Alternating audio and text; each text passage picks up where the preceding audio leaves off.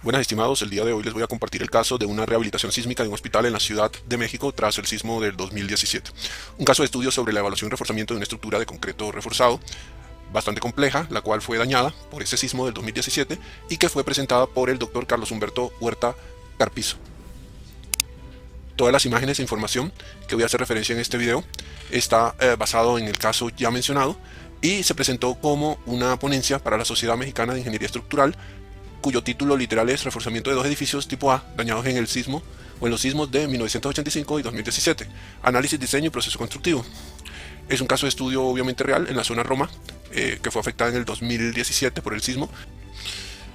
Primero voy a hablar un poquito de los objetivos de un reforzamiento estructural cuando las lesiones son debidas a sismo, ¿sí? Cuando una edificación presenta un desempeño estructural deficiente tras un sismo y presenta lesiones, el objetivo principal de ese reforzamiento es restaurar y mejorar su capacidad para garantizar la seguridad. Un buen desempeño implica que el edificio puede dañarse, pero no debe colapsar, permitiendo la evacuación segura de sus ocupantes. Claro está que este es el desempeño digamos básico de un edificio común y corriente. También sabemos que existen desempeños mucho más elevados como el de ocupación inmediata, que es el que precisamente tienen los hospitales. Entonces más adelante vamos a ver que tenemos que ubicarnos bien qué tipo de estructura es la que vamos a rehabilitar para lograr el objetivo de desempeño adecuado según la norma técnica. Los aspectos principales de un reforzamiento estructural está la búsqueda de soluciones, que es identificar el sistema de reforzamiento más adecuado y factible para las características particulares del edificio. El análisis costo-beneficio, que es evaluar la viabilidad económica. Una regla, digamos, general es que si el costo supera entre el 60 y el 70% de una obra nueva, la demolición podría ser la mejor opción en lugar del reforzamiento o la rehabilitación. Y se procura siempre hacer una ejecución sencilla y rápida, priorizando métodos que permitan una ejecución pulcra, rápida, para que la estructura pueda volver a ser utilizada lo antes posible, sin menoscabo de la seguridad. Hay un conjunto de patologías comunes a corregir, patologías de índole estructural, las cuales pueden estar enmarcadas en estos puntos. Sin embargo, veremos unos más específicos en la siguiente diapositiva. Por ejemplo, una mala estructuración o errores conceptuales de diseño, cuando el edificio tiene un conjunto de condiciones en las cuales no fue pensado estructuralmente para tener un buen desempeño, entonces se nos pueden presentar esos problemas.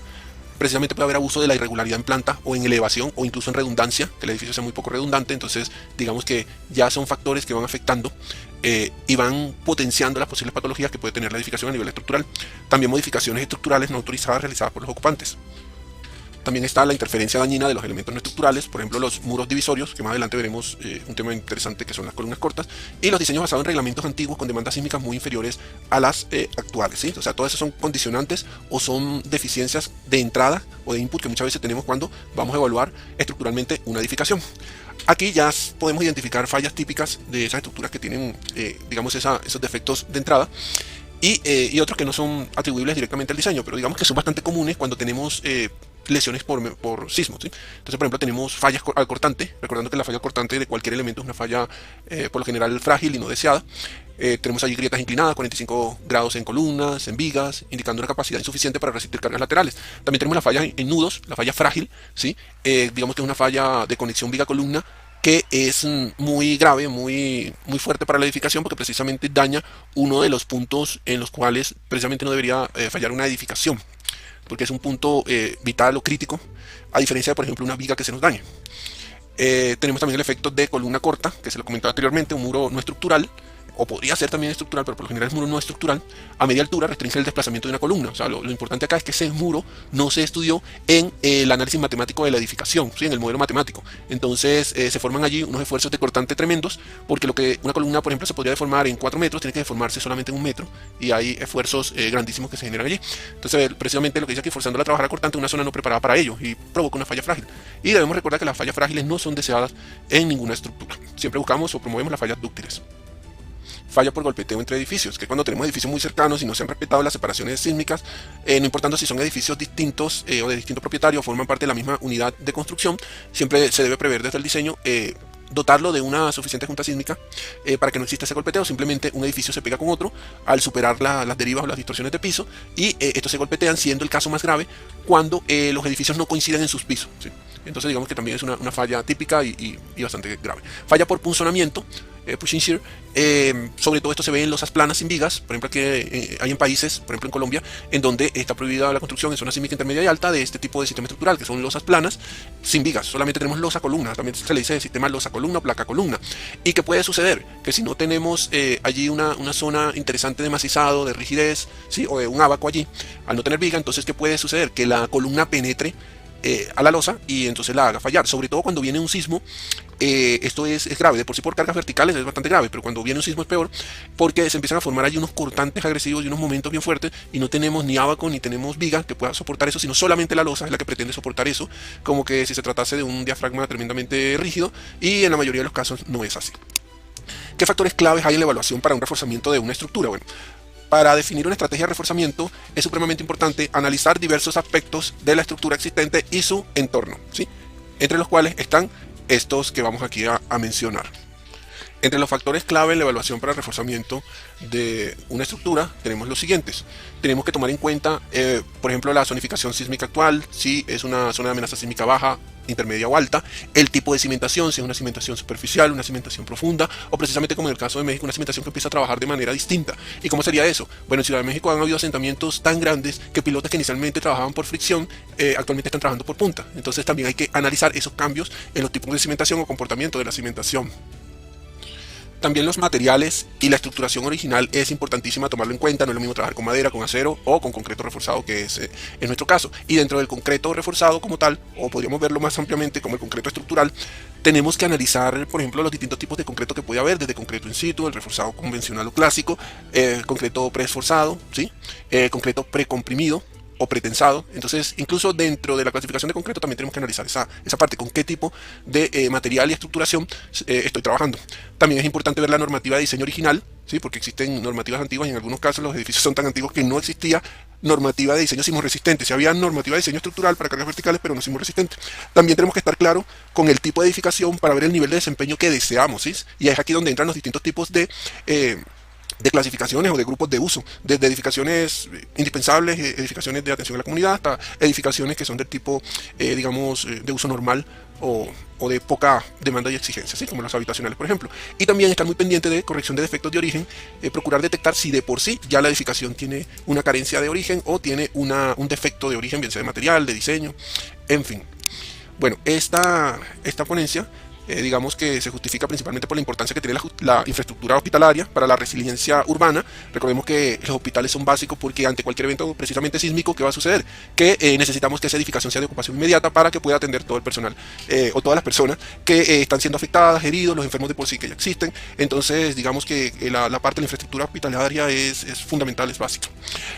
Adicionalmente se recupera patrimonio, ¿verdad? Si se repara una edificación, estas son algunas de las lesiones reales que tuvo el edificio, y también recuperación operativa, así como también tenemos que estar muy al pendiente de eso, del comparativo de costo para las distintas opciones que se puedan dar de rehabilitación.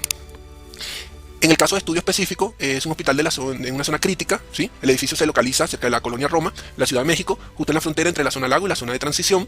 Esta área fue una de las más afectadas durante el sismo del 19 de septiembre del 2017, precisamente porque es una zona de transición, es una zona que antiguamente, debido a que precisamente la ingeniería sismorresistente, digamos, es una ingeniería bastante reciente, no se había tomado en cuenta lo específico y al mismo tiempo los problemáticos que eran ese tipo de suelos en amplificación de ondas para esas edificaciones y el periodo del suelo que estaba ocurriendo allí. Entonces se construyeron muchas edificaciones sin tomar en cuenta eso. Realmente son 3 cuerpos los que están que conforman ese hospital. 2 cuerpos resultaron dañados y el tercer cuerpo, que fue diseñado con una normativa más reciente, no sufrió daños. Entonces definitivamente nos damos cuenta que la normativa sismorresistente cada día se refina más y cada día avanza y da buenos resultados si diseñamos con normativa más reciente. Entonces digamos que de 3 edificaciones, 2 salieron afectadas, precisamente las que están con una normativa más antigua. Aquí también tenemos la ubicación específica.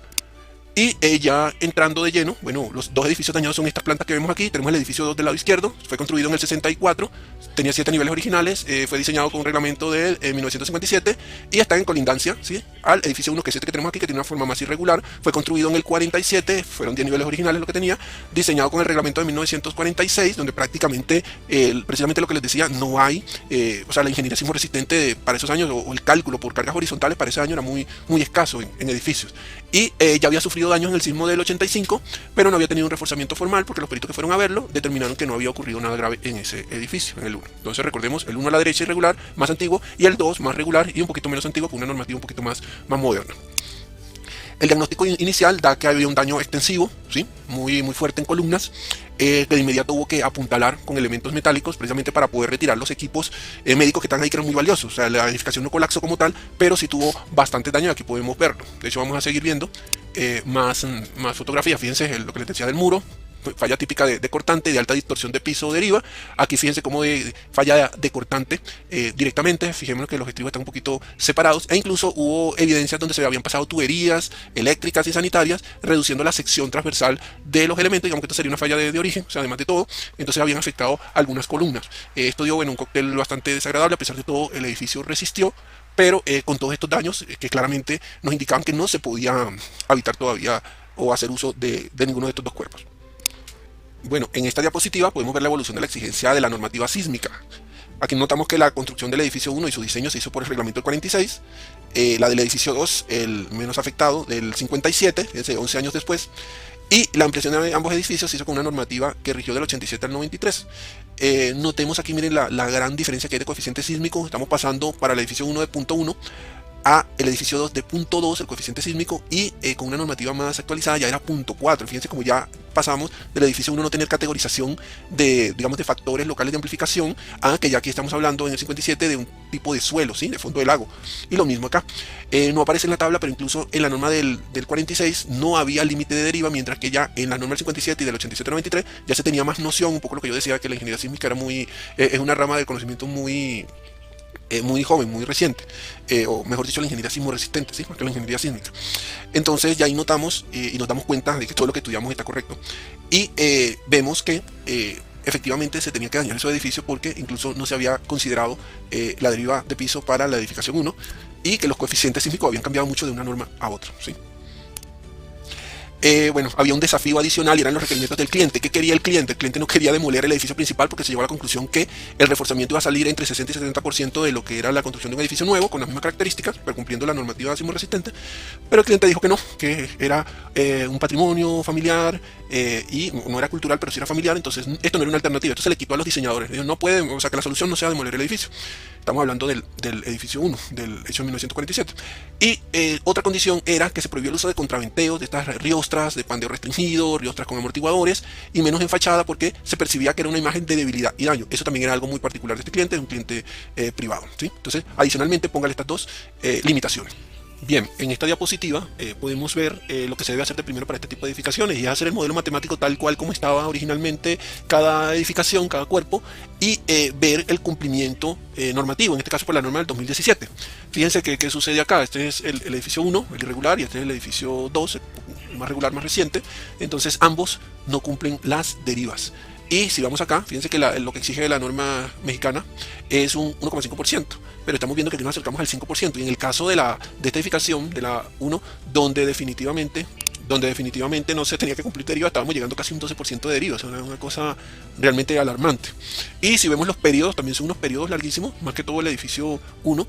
Y para el tema de la torsión también el periodo es exagerado, ¿no? Para una edificación de ese nivel. También aquí, si analizamos los datos que nos proporciona el investigador, vemos también una condición súper mala para las edificaciones, y es que tenemos aquí una cuantía altísima de 8%. O sea, había algunas columnas que estaban muy pequeñas y tenían una cuantía alta. Recordemos que las cuantías altas, sobre todo cuando nos pasamos de 6%, de hecho, hablando para una zona sísmica de importancia, ya una cuantía de 4% es alta, ¿no?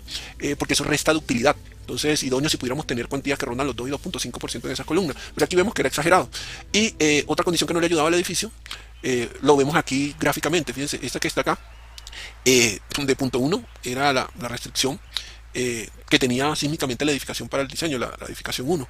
Y luego siguen la del 57, la del 85, la del 2004 y la del 2017. Entonces allí claramente se nota, estos son los espectros de diseño, que a pesar de que por ejemplo esto tiene una meseta mucho más larga, el pico de la meseta, como lo pueden notar, es impresionante, ¿sí? Ya del 2004 no fue tanto, pero sobre todo las del 57 y la del 46 eran bastante bajas. Entonces no es de extrañar lo que sucedió con esas edificaciones. Bueno, ¿qué propuesta se iba a hacer acá? Debido a que no se podía hacer ningún tipo de reforzamiento por medio de técnicas avanzadas, de riostras, de amortiguadores, y menos pensar en aislamiento en base, la primera estrategia consistió en aumentar la rigidez de cada edificio de forma independiente mediante la adición de muros de corte, ¿no? Muros estructurales, y más o menos de esta manera. Obviamente había que ver dónde se ubicaban esos muros, porque no podían hacer que se colocaran esos muros ahí sin pensar mucho y que luego fueran a estorbar en la operación de la edificación. Entonces, ¿cuál fue el resultado? Fíjense, el edificio 2, el más nuevo, cumplió los límites de deriva. El edificio 1, el más antiguo, seguía sin cumplir. Y el problema de la torsión se redujo, pero seguía presente. Y recordemos que la torsión en planta es una condición indeseable en toda edificación. Bien, como podemos ver acá, la línea roja es el límite de deriva. Y fíjense como en el cuerpo 1, en los pisos superiores, se sobrepasa fácilmente. De hecho, después de ir al piso 1 ya tenemos problemas.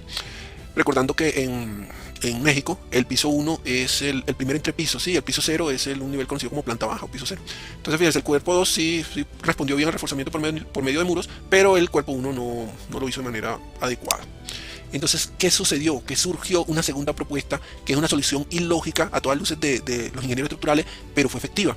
Y es que ante la posibilidad de rigidizar más el edificio uno por sí solo, surgió una idea radical. Si no puedes vencerlo, únete a él. Se propuso conectar estructuralmente ambos edificios para que trabajaran como una sola unidad. Por lo general en la universidad nos enseñan a que debemos hacer juntas para formar edificios totalmente regulares. Y por eso entonces en un centro comercial tenemos una gran cantidad de cuerpos, porque tenemos que dividirlo, ¿no? en rectángulos y cuadrados. ¿Qué sucedió aquí? Que en esta zona donde están continuos, donde teníamos una junta sísmica, surgió la idea de juntar esas columnas, de formar un solo cuerpo, para ver si se podría controlar la torsión y se le podía dar estabilidad al cuerpo 1.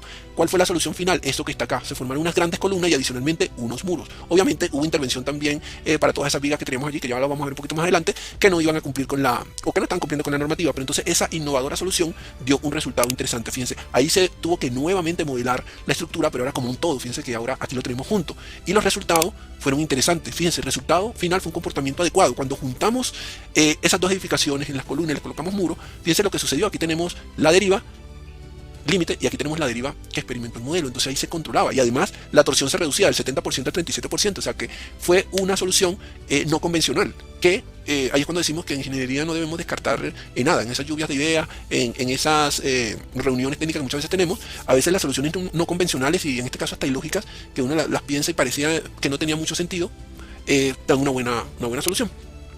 Entonces, bueno, esa fue la solución que se hizo y esa fue la que dio los frutos deseados. También hubo un reto en la cimentación porque eso tenía unas cimentaciones profundas, entonces se tuvo que hacer toda la labor manual. En todas estas zonas hubo que reforzar, entre otros sitios, ¿no? Para esto sería para el cuerpo 2, las cimentaciones, porque las cimentaciones tampoco estaban cumpliendo. Entonces hubo que hacer todo el trabajo manual, porque ahí uno no podía meter una piloteadora, por ejemplo, una micropiloteadora, por la poca altura que había entre pisos, y entonces hubo que hacer una perforación allí muy a lo de vieja escuela o con esas máquinas que antes se utilizaban mucho para los estudios de suelo. Bueno, en fin, el proceso constructivo dando vida al refuerzo, ¿cierto? Bueno, el proceso implicó una demolición y reconstrucción selectiva por fase, manteniéndose siempre la estabilidad del resto del edificio mediante un complejo sistema de apuntalamiento. Aquí el apuntalamiento hubo que estudiarlo, hubo que diseñarlo. Eso no fue de que el maestro iba a tomar la decisión de cómo se iba a apuntalar, dónde se iba a apuntalar, no, todo esto tuvo que calcularlo el equipo de ingeniería. Un apuntalamiento masivo, como vimos aquí, se resolvió muchos de los temas con encamisado de columnas, sobre todo esas columnas que tenían esas cuantías tan altas, aumentando la sección, entonces se podía controlar la cuantía, como lo vemos acá. Todo esto es acero nuevo, mucho más robusto la columna, y obviamente desde la cimentación hasta el piso correspondiente. Y aquí cabe destacar que estas columnas se tuvieron que calcular como que si fueran elementos compuestos de dos materiales, ¿no? El concreto existente, el concreto nuevo, tomando en consideración el acero solamente del concreto nuevo, ¿sí? Porque digamos que el acero ese del núcleo original no se tomó en cuenta. Bueno, se rescató la mayor cantidad de acero que se pudo rescatar, y se hizo la construcción de muros nuevos, entre los cuales aquí vemos unos conectores, unos empalmes mecánicos, ¿sí? Para poder dar continuidad y hacer pases de las varillas de refuerzo sobre todo para muros nuevos y elementos de borde nuevo de esos muros, porque no pensemos que esos muros iban a ser simplemente el muro sin elementos de borde. Aquí tenemos algunas imágenes de lo que les decía, de excavaciones que se tuvieron que hacer manualmente, muy manualmente, casi como unos Kaizen, para poder vaciar las pilas. Y aquí tenemos, bueno, el mismo caso de las pilas que tuvieron que diseñarse, incluso se les hizo pata de elefante o ensanchamiento en la punta, ¿sí? Bueno, aquí vemos el reforzamiento de muchas columnas, donde aquí vemos el núcleo y el acero que se dispuso, y tenemos los materiales que se utilizaron, que para los elementos resistentes era un buen concreto de 25 megapascales, pero para los nuevos elementos era concreto de 400 kilogramos centímetro cuadrado, 40 megapascales, ¿sí? Y bueno, el acero convencional, grado 60 para acero de refuerzo. Aquí tenemos una planta más o menos de cómo quedó finalmente. Fíjense que ya no existió junta acá, ya fueron unas columnas impresionantes. El modelamiento de los muros que hubo que colocar de refuerzo, con sus respectivos elementos de borde que serían prácticamente las columnas. Miren, aquí está precisamente el detallamiento de esos muros y unos elementos de borde bien robustos, ¿sí? Como digamos la normativa actual lo exige, ¿no? Esos muros donde el elemento de borde estaba ahí embebido en el mismo espesor del muro. Aquí notamos también reforzamiento de muchas vigas y de muchos nudos que hubo que hacer. Entonces aquí se ve el sombreado de la viga existente, y bueno, y aquí las nuevas vigas. De verdad que fue un trabajo muy artesanal y muy bien realizado. El resultado final, bueno, el proyecto logró reconstruir y reformar masivamente la estructura desde adentro, cumpliendo con los requerimientos del cliente, la normativa sísmica actual de México, y quedó tan robusto el edificio que posteriormente se pudo agregar un nivel adicional. Esto ya no lo hizo el equipo investigador de la investigación que hizo referencia al comienzo de la exposición, fueron otros diseñadores, pero todo quedó tan bien que luego de haber hecho unos análisis le pudieron colocar un piso adicional, creo que en estructura metálica, ¿sí? Bueno, conclusiones del caso de estudio. La creatividad es la clave ante restricciones complejas. Hay que, bueno, unir estructuras puede ser una solución viable para controlar la torsión en planta, ¿verdad? Y desplazamientos. El reforzamiento de edificios antiguos y emblemáticos es posible, aunque los costos puedan ser elevados y se puede planificar adecuadamente. Pues la normativa sísmica es una herramienta viva, los edificios deben ser evaluados periódicamente. Noten cómo este proyecto es fascinante porque uno va viendo cómo va evolucionando la normativa sísmica y cómo cada vez se nota un entendimiento mejor de las posibles lesiones que puede causar un sismo ante una edificación. Y este proyecto, bueno, demuestra que incluso los casos más desafiantes pueden resolverse con un análisis profundo, una colaboración estrecha con el cliente y la voluntad de explorar soluciones no convencionales sin tener que, digamos, llegar de una a pensar, como muchas veces ocurre, que tenemos que hacerlo con aisladores de base y entonces levantar el edificio y salir en el National Geographic para hacerlo. Muchas veces las soluciones más sencillas, simples y convencionales son las que dan, ¿no?, los mejores resultados y los mejores comportamientos de una edificación, ¿no? Y sin desmerecer para nada todas esas técnicas que son muy buenas, que son muy innovadoras, la retroexpandeo restringido, los amortiguadores histeréticos, ¿sí?, los de fluido viscoso, en fin. Y finalmente, bueno, teniendo una reflexión, podemos decir que los sismos no matan gente, las construcciones mal hechas sí. Entonces, que tenemos que pensar que siempre tenemos que actuar con rectitud y dejar que el tiempo haga prodigio en estos temas de ingeniería, sobre todo ingeniería estructural y sismo resistente.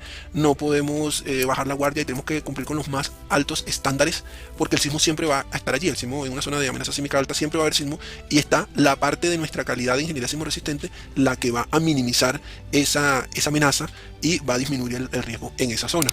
Bueno, finalmente les dejo acá algunas de mis redes sociales, recordando que semanalmente hago la publicación de un video corto donde se muestran, digamos, los fundamentos de la ingeniería estructural, sismo resistente y de patología de las edificaciones, ¿sí? Entonces, es todo por ahora y nos vemos en el próximo video que publique. Muchas gracias por llegar hasta acá. Hasta luego.